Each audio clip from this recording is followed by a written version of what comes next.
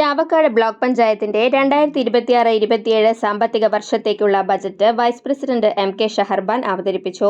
31,16,27,861 രൂപ വരവും 29,28,59,000 രൂപ ചെലവും 1,87,68,861 രൂപ നീക്കിയിരിപ്പും ഉൾപ്പെടുന്നതാണ് budget.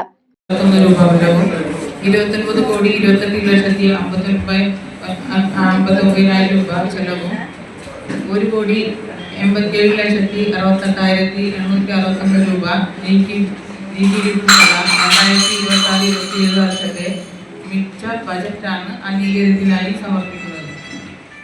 President advocate K Shibu യോഗത്തിൽ ആമുഖ പ്രഭാഷണം നടത്തി.